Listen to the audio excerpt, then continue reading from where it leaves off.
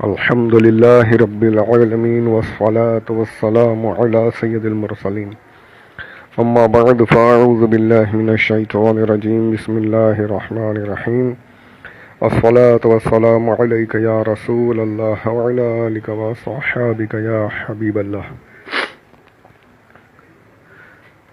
الحمدللہ یہ سلسلہ جو شروع کیا گیا تھا آج الحمدللہ اس کا یہ 43واں یعنی 43rd وائس میسج آپ لوگوں تک پہنچاؤں گا انشاءاللہ. اللہ اس کام کو پورا کرا دے اور سننے والوں کو یاد رکھنے کی اور عمل کرنے کی توفیق عطا فرمائے، ہم سب کے لیے نجات کا ذریعہ بنائے. آمین بجاہ النبی الامین صلی اللہ علیہ وسلم. کل آپ کے سامنے ابو جہل کا انجام مختصراً میں نے پیش کیا تھا، اس کے آگے چلتے ہیں. جنگ بدر میں کیا ہو رہا ہے؟ ابو البختری کا قتل. حضور صلی اللہ علیہ وسلم نے جنگ شروع ہونے سے پہلے ہی یہ فرما دیا تھا کہ کچھ لوگ کفار کے لشکر میں ایسے بھی ہیں جن کو کفار مکہ دباؤ ڈال کر لائے ہیں. ایسے لوگوں کو قتل نہیں کرنا چاہیے. ان لوگوں کے نام بھی حضور صلی اللہ علیہ وسلم نے بتا دیے تھے. انہی لوگوں میں سے ابو البختری بھی تھا جو اپنی خوشی سے مسلمانوں سے لڑنے کے لیے نہیں آیا تھا، بلکہ کفار قریش اس پر دباؤ ڈال کر زبردستی کر کے لائے تھے. عین جنگ کی حالت میں حضرت مجذر بن زیاد رضی اللہ عنہ کی نظر ابو البختری پر پڑی، جو اپنے ایک گہرے دوست جنادہ بن ملیحہ کے ساتھ گھوڑے پر سوار تھا. حضرت مجذر رضی اللہ عنہ نے فرمایا کہ اے ابو البختری، چونکہ حضور صلی اللہ علیہ وسلم نے ہم لوگوں کو تیرے قتل سے منع فرمایا ہے، اس لیے میں تجھ کو چھوڑ دیتا ہوں. ابو البختری نے کہا، میرے ساتھی جس کے ساتھ میں گھوڑے پر ہوں، جنادہ کے بارے میں تم کیا کہتے ہو؟ تو حضرت مجذر رضی اللہ عنہ نے صاف صاف کہہ دیا کہ اس کو ہم زندہ نہیں چھوڑ سکتے. یہ سن کر ابو البختری طیش میں آ گیا اور کہا کہ میں عرب کی عورتوں کا یہ طعنہ سننا پسند نہیں کر سکتا کہ ابو البختری نے اپنی جان بچانے کے لیے اپنے ساتھی کو تنہا چھوڑ دیا.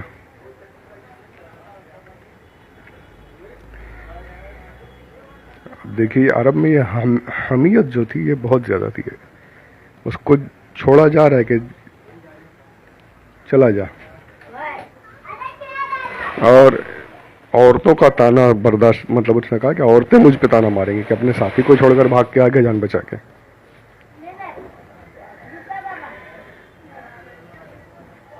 تو یہ بھی مطلب جنگ میں شریک ہو گیا. امیہ کی ہلاکت. آپ لوگوں نے سنا ہوگا امیہ بن خلف کے بارے میں، جنہوں نے شروع میں کافی بڑا دشمن اسلام تھا. یہ امیہ بن خلف بہت ہی بڑا دشمن رسول تھا.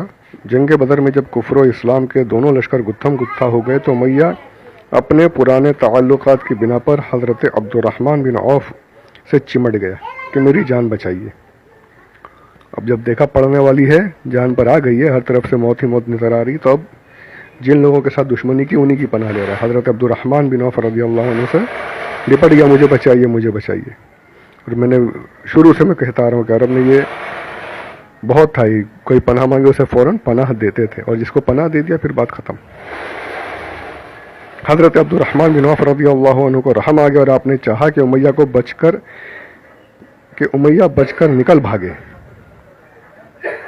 آپ نے اس کو بھگانے کی کوشش کی، مگر حضرت بلال رضی اللہ عنہ نے امیہ کو دیکھ لیا. یعنی انہیں اسی کے غلام تھے، آپ پر بڑا ظلم کیا تھا اس نے. حضرت بلال رضی اللہ عنہ نے جب امیہ کے غلام تھے تو امیہ نے ان کو بہت زیادہ ستایا تھا.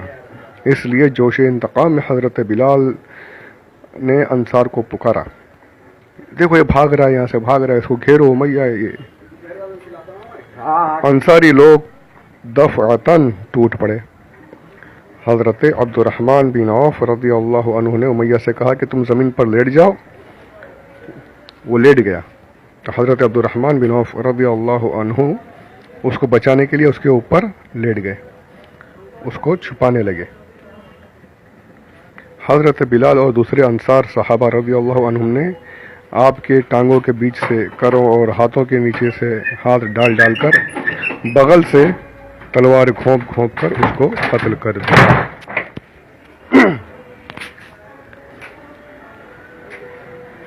اتنا بڑا دشمن تھا لیکن پھر بھی حضرت عبد الرحمن بن عوف نے اسے بچانے کی کوشش کی،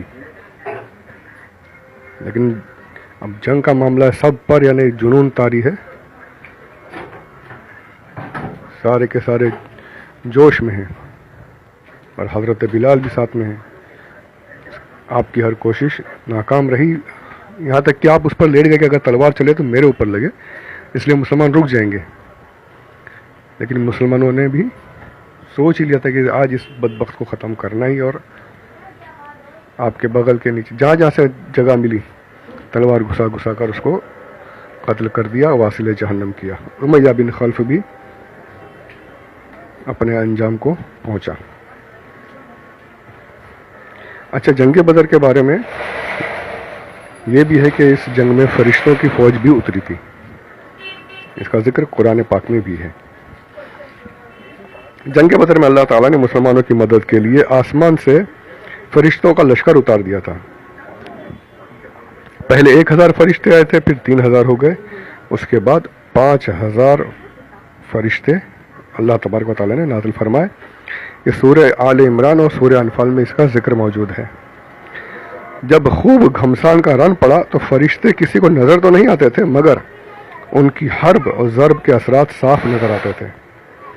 بعض کافروں کی ناک اور منہ پر کوڑے کی مار کا نشان پایا جاتا تھا،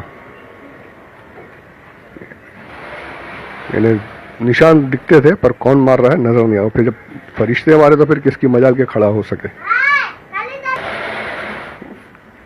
فرشتوں کی جب مار پڑے تو پھر تو گرنا ہی ہے، کہیں بغیر تلوار مارے سر کٹ کر گرتا نظر آتا تھا۔ گھوڑے دوڑے اور اچانک سے صرف دھڑ رہ جا رہا ہے، سر زمین پر گرا ہوا کٹ کے گر پڑا ہے۔ یہ آسمان سے آنے والے فرشتوں کی فوج کے کارنامے تھے۔ تو یہاں پر یہ ثابت ہوا کہ اللہ تبارک و تعالی مسلمانوں کی مدد کے لیے ہمیشہ سے تیار ہے، راضی ہے، مدد کرنا چاہتا ہے۔ بات یہ ہے کہ مسلمان بھی اس لائق بنے، اللہ کی رضا کے لیے اخلاص کے ساتھ اپنی جان کا نذرانہ پیش کرنے کے لیے تیار ہو جائے۔ مسلمان جب اللہ کا ہو جائے تو پھر اللہ تو مسلمانوں کا ہے ہی، اور آج ہمارے اندر کمی ہے، اس لیے ہر جگہ ہم پستی میں ہیں، مار کھاتے ہوئے دکھائی دے رہے ہیں، ذلیل ہوتے ہوئے دکھائی دے رہے ہیں۔ کاش ہم اللہ تبارک و تعالیٰ کے صحیح معنوں میں بندے بن جائیں، اس کے حبیب صلی اللہ علیہ وسلم کے صحیح معنی میں چاہنے والے بن جائیں، تو انشاءاللہ مسلمانوں کی حالت بدلتی ہوئی دکھائی دینے لگے انشاءاللہ۔ عتبہ، شیبہ، ابو جہل وغیرہ کفار قریش کے سرداروں کی ہلاکت سے کفار مکہ کی کمر ٹوٹ گئی اور ان کے پاؤں اکھڑ گئے اور وہ ہتھیار ڈال کر بھاگ کھڑے ہوئے۔ مسلمانوں نے ان لوگوں کو گرفتار کرنا شروع کر دیا۔ اب جب بڑے بڑے لیٹ گئے، مارے گئے، تو ان کافروں نے ہتھیار ڈالنا شروع کیا، مسلمانوں نے ان کو گرفتار کرنا شروع کر دیا۔ اس جنگ میں کفار کے 70 آدمی قتل اور 70 آدمی گرفتار ہوئے۔ 1000 کی فوج میں سامنے 313 ہیں۔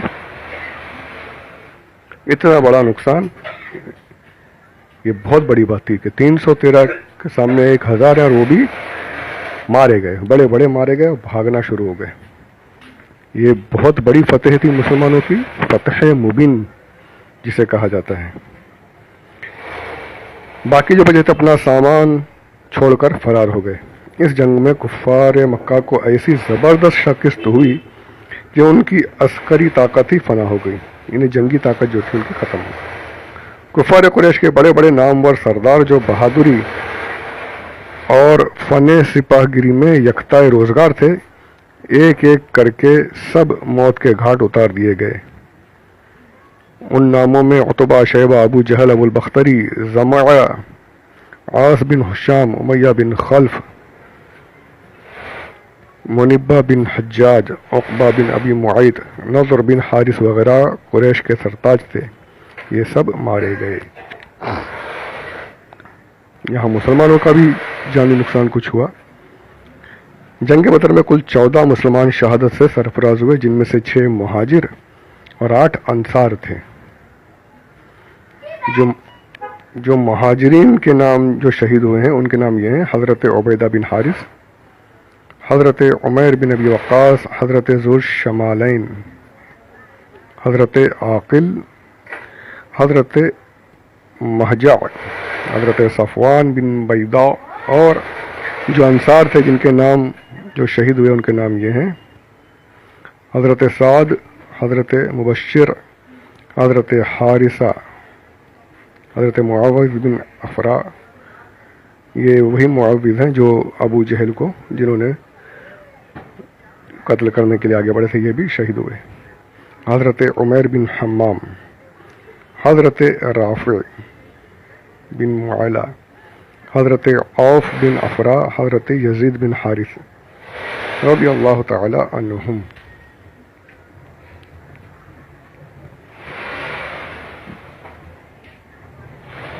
ان شہداء بدر میں سے 13 حضرات تو میدان بدر ہی میں مدفون ہوئے، مگر حضرت عبیدہ بن حارث رضی اللہ عنہ نے چونکہ بدر سے واپسی پر منزل صفرا میں وفات پائی، اس لیے ان کی قبر شریف منزل صفرا میں ہے۔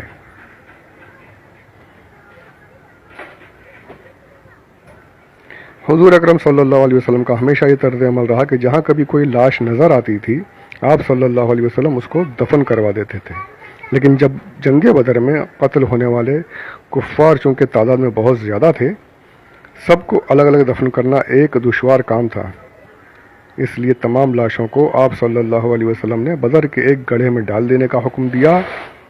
چنانچہ صحابہ کرام نے تمام لاشوں کو گھسیٹ گھسیٹ کر گڑھے میں ڈال دیا۔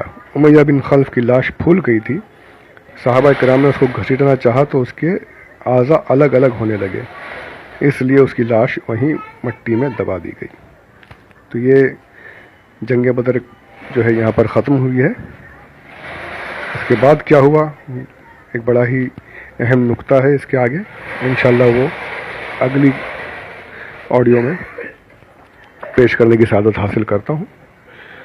تو اللہ تبارک و تعالی جس طریقے سے اپنے صحابہ کی، اپنے حبیب کی اس نے مدد فرمائی اور اتنی بڑی فتح عطا فرمائی، کاش ہمیں بھی اس مدد کا حصہ عطا فرما دے، ہمیں اس لائق بنا دے کہ ہم اس مدد کے حقدار بن سکیں، ہماری بھی زندگیوں کی تمام پریشانیوں کو مولا کریم دور فرمائے، ہمیں بھی اپنے حبیب اور اپنے صحابہ، ان کے صحابہ صلی اللہ علیہ وسلم اور رضی اللہ تعالی عنہم کے نقش قدم پر چلنے کی، صحیح معنوں میں چلنے کی، صحیح محبت کے ساتھ رہنے کی توفیق رفیق عطا فرمائے۔ آمین بجاہ النبی الامین صلی اللہ علیہ وسلم۔ وما علینا الا البلاغ المبین۔